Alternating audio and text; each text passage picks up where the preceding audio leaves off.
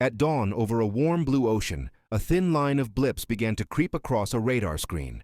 The men watching it did not see airplanes. They saw minutes. Minutes until altitude calls. Minutes until fighter vectors. Minutes until the first decisions that would decide the day. Somewhere out there, hundreds of miles away, Japanese pilots were forming up in tight waves, confident, aggressive, sure they were about to write the next chapter of carrier warfare. What they met instead was a wall of blue-painted fighters, guided by calm voices. Angels 1-5, steer 270, tally-ho. In a few hours, the Japanese Navy would learn that America had not simply built a better airplane. It had built a system. Here is the question that drives our story tonight. Why were Japanese pilots shocked by America's F6F Hellcat at the Marianas? And how did that shock break the back of Japan's carrier air arm? Let's begin before the first shot, when the map itself forced both sides' hands. 6 months earlier, the Pacific War still felt like a long, grinding push. Island names flickered past in communiques. But by June 1944, the United States set its sights on something new. The Marianas. Saipan, Tinian, and Guam were not just dots of coral and jungle. They were runways waiting to happen. Runways within B-29 range of the Japanese home islands. That single fact changed everything. If the United States took Saipan, it could fly heavy bombers to Japan and back. The war would no longer be fought at the edge of maps. It would reach the heart. The operation to seize those islands was called Forager. Amphibious assault ships, fast carriers, supply trains, and picket screens moved west like a city at sea. The Japanese High Command saw the danger clearly. They called their counterstroke A-Go. The plan promised a decisive battle using the mobile fleet's carriers and waves of land-based aircraft, timed and layered to stretch the American defense and smash the invasion fleet. On paper, it was bold. In practice, it would collide with something the Japanese did not fully expect. A U.S. Navy that could see first, decide faster, and put fighters directly in the path of every raid. That fighter, the one that would meet those waves, did not fall from the sky fully formed. It was born out of bad news.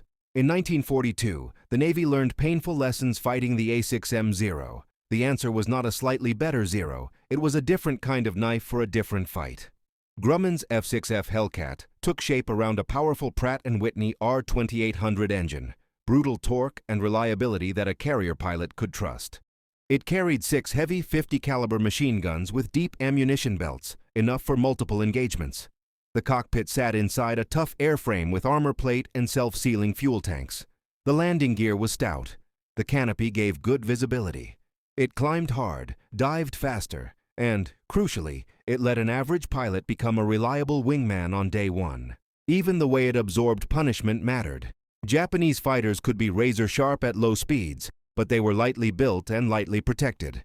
The Hellcat was heavier and meaner. It could dive away from trouble, zoom back with energy, and come home with holes in its skin.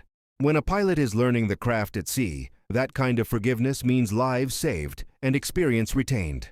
And in war, experience compounds. There was another branch on the Hellcat's family tree, night fighting. By 1944, the Navy was fitting radar sets to some F6Fs. You could spot a small antenna pod and know a crew was learning a new kind of hunt, intercepts guided by reflections, not sunlight. This wasn't yet the star of the Marianas story, but it tells you how the Navy was thinking. The airplane wasn't an end. It was a plug-in to a larger network. That network is the real heart of Part 1. Think of it this way. A single airplane is a blade. A fleet is the hand that wields it. By mid-1944, the U.S. fleet had built a way to feel the sky. Long-range air and surface radar watched hundreds of miles out.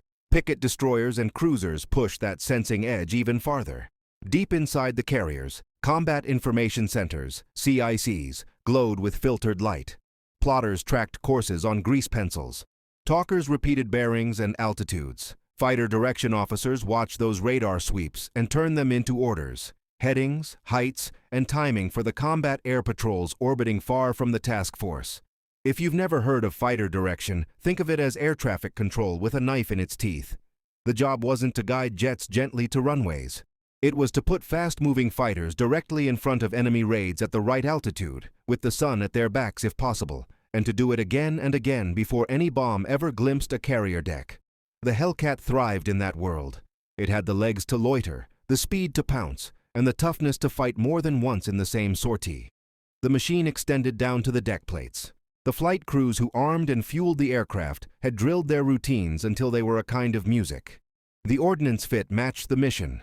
The oil was warm. The next division of fighters would be on the catapults before the last division had even called "feet wet" on the way back. And because radios were clear and discipline was strict, the phrases that carried life and death information were short, standard, and instantly understood. When you hear a calm voice say, "Vector 090, Angels 15, and a pilot answers, "Roger Vector," you are hearing a system that works. Systems are human things, and they depend on training.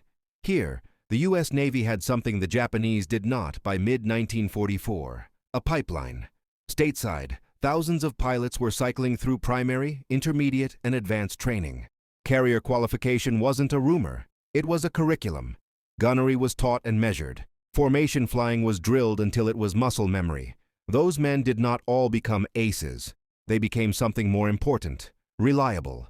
A wingman who holds the line turns a good leader into a deadly section, and a steady division into a wall. Now shift your view across the ocean. In 1941, Japanese naval aviators were as good as anyone in the world. The early months of the war proved it. But war burns through talent, and logistics decide how quickly you can grow more. By 1944, fuel shortages bit hard. Training hours dropped. The well of combat seasoned leaders was lower than it looked on paper.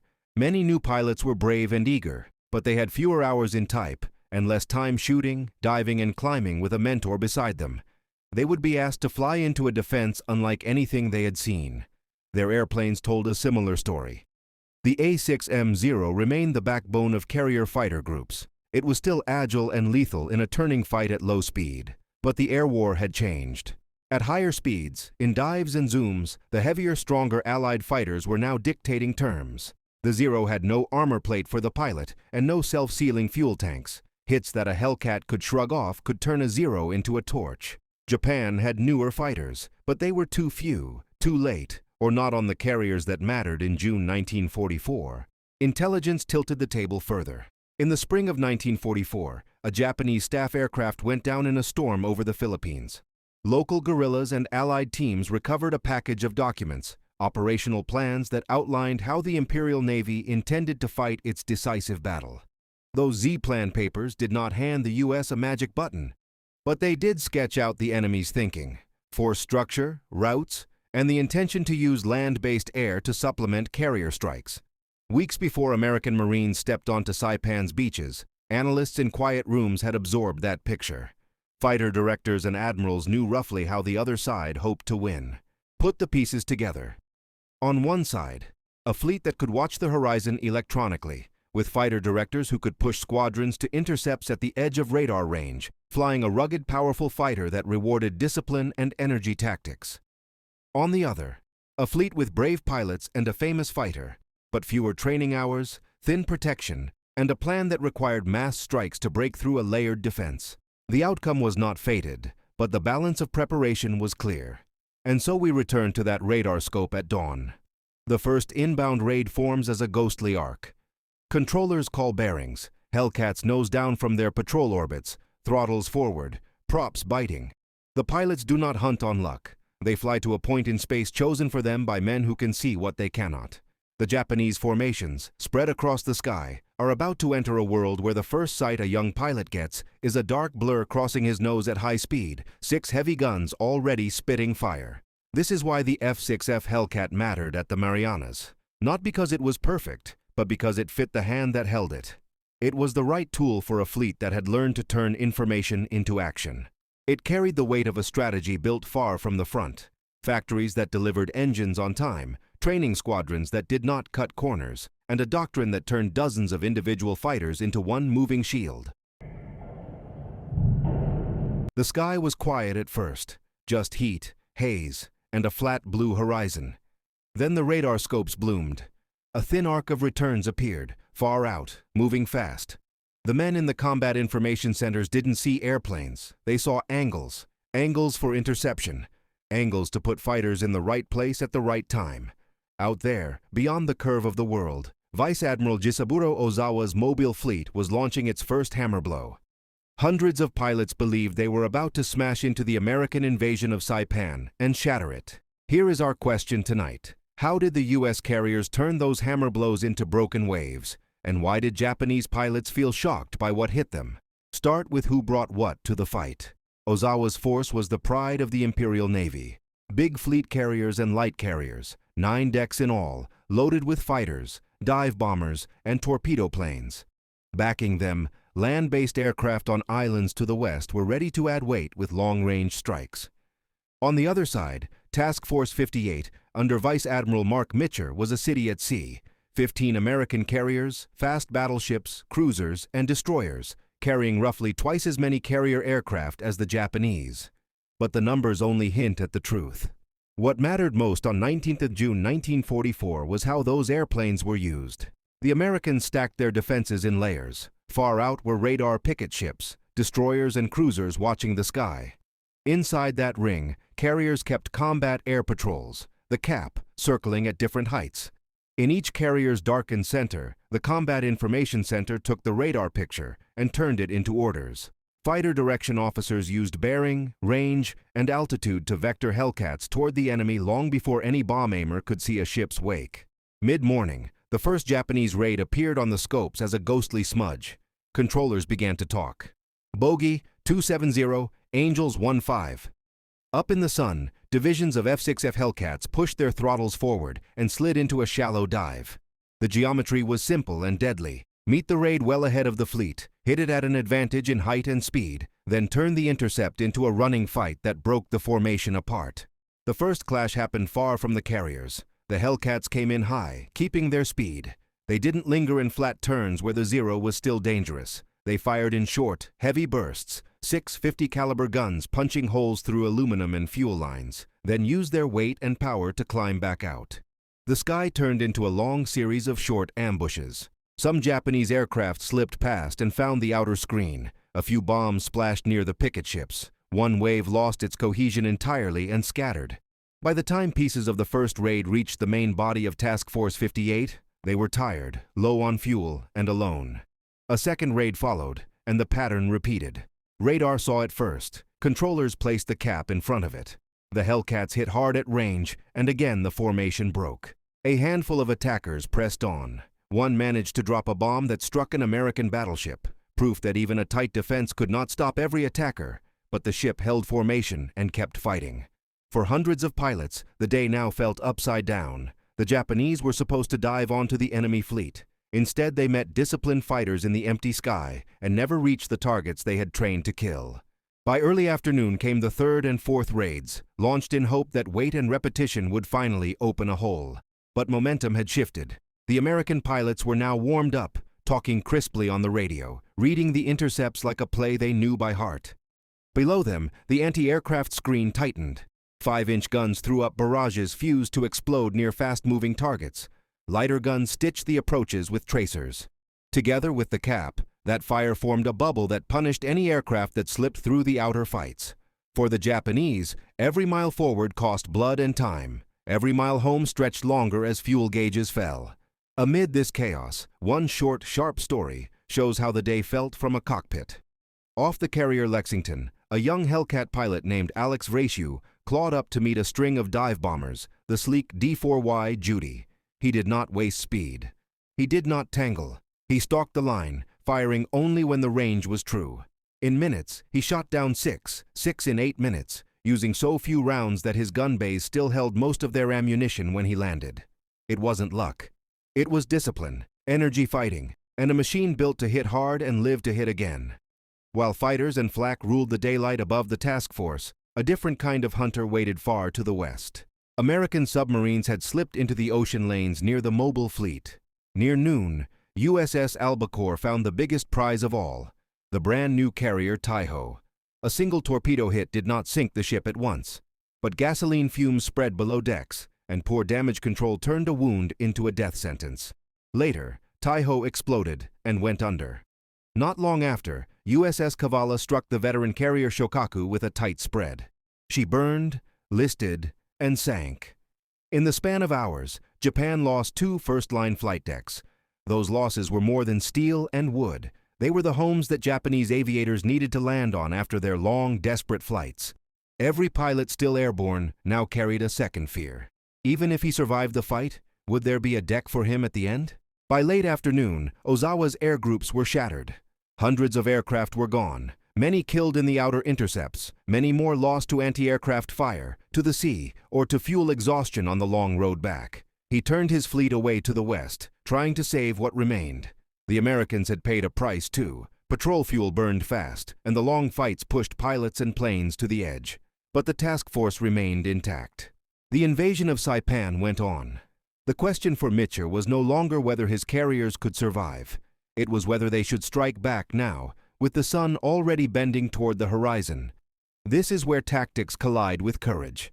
A late launch might catch the retreating enemy before dark, sink another carrier, and make the victory complete. But a sunset strike also meant a night recovery. Hundreds of airplanes returning low on fuel, scattered over a black ocean. The radar scopes would be just as bright. The risks would be personal. Pilots ditching in the dark, air crews jumping into warm water and waiting for rescue, deck crews guiding in worn-out aircraft by the glow of signal wands. Do you take that risk to finish the job? Ozawa is running. Task Force 58 still has daylight, but not much. The flight decks are ready. Engines are warming. Pilots are strapping in. Do they launch into the sunset? The sun was already dropping when the choice arrived. The radar picture said the enemy was running. The pilots on deck said they could still make one more strike. The fuel officer said every minute mattered. Vice Admiral Mark Mitcher looked at the horizon and weighed it all. Hit now and you might break the Japanese fleet for good. Wait until morning and you might lose them in the night. The order went out. Launch. Engines coughed into life across the task groups. Deck crews sprinted. Propellers spun at a blur. Pilots pulled their straps tight and watched the signal officers. Then, one by one, Hellcats, Avengers, and dive bombers rolled and lifted into a copper sky, heading west into the fading light. They were flying not to a fixed target, but to a belief that somewhere out there, beyond the curve of the world, the enemy carriers were still within reach. Finding a fleet at sea is not a straight line. It is a small war of bearings, dead reckoning, and faith. The strike group spread into hunting fans, radios tight, eyes on the ocean for the smallest cues. Smoke on the horizon, a glint off a wake. At last a contact report snapped across the air. Ships ahead. The strike leader gathered the threads, stacked his fighters high, and sent the torpedo planes low. What followed was short and brutal. The carrier Hio tried to dodge and turn away, but the Avengers pressed in, leveled out, and released. Torpedoes ran true. Within minutes, Hio was mortally hit, power failing, fires spreading, the flight deck no longer a deck but a trap. She would not see the night through. Around her, escorts twisted under bomb splashes and strafing runs, and Japanese pilots who had already flown and fought now saw their refuge vanish into smoke. With Taiho and Shokaku lost the day before to submarines, this final blow shattered the last balance Ozawa had hoped to keep. The mobile fleet still had ships, but it no longer had a carrier air arm that could decide a battle. The American strike had done its work. Now came the bill. The light was dying. Fuel gauges were low. Home was far to the east. The strike groups turned back and stretched into the dusk, spread out by weather, hits, and the chaos of combat. In the carrier's darkened nerve centers, officers began a second fight, this one against time and distance. They plotted the scattered squadrons, calculated headings and winds, and tried to guide men home across a black ocean. Night at sea is a presence. It eats depth and turns the horizon into guesswork. Pilots stared through canopies at emptiness and listened for voices on the radio. Some called they were lost. Some called they were out of fuel. Over the task force, signal lights blinked and faded, then blinked again, small beacons in a universe of dark. The carriers waited under strict blackout rules. The admiral knew that lights could make them targets. He also knew what would happen to men who ran dry in the night. Mitcher made his choice as a simple sentence: turn on the lights. It was not poetry. It was a command that could save lives. And suddenly the Pacific caught fire. Carriers lit their deck-edge floods. Cruisers and destroyers trained searchlights high in the sky. Star shells bloomed and drifted. The fleet became a city, risking itself so that its sons might find their way home. Out there in the dark, pilots saw the glow on the clouds and felt hope punch through fatigue. They side-slipped toward that light, throttles gentle to save the last drops. Some found the pattern and trapped on the first pass. Some bounced and bolted, circled and tried again. Some misjudged and went into the water, where destroyers raced toward splashes, throwing ropes and nets, pulling men out by the elbows. The recovery was a miracle and a reckoning. Dozens of aircraft were lost in the night. Ditching, fuel starvation, hard landings. But hundreds of men lived because the fleet broke blackout and made itself a lighthouse. When the decks finally fell quiet, the crews could count the cost and still say the risk had been worth it. Hiyo was gone. Ozawa was retreating. The invasion of Saipan would continue without a serious threat from the air. So why, in these 2 days, were Japanese pilots shocked by the Hellcat and by the forces arrayed against them? The answer lies in how the air battle was fought, not just in what was flown. The Hellcat carried speed like a shield. It dove fast, climbed hard, and held energy through the fight. Pilots used that energy, not flat turns, to choose when to attack and when to leave.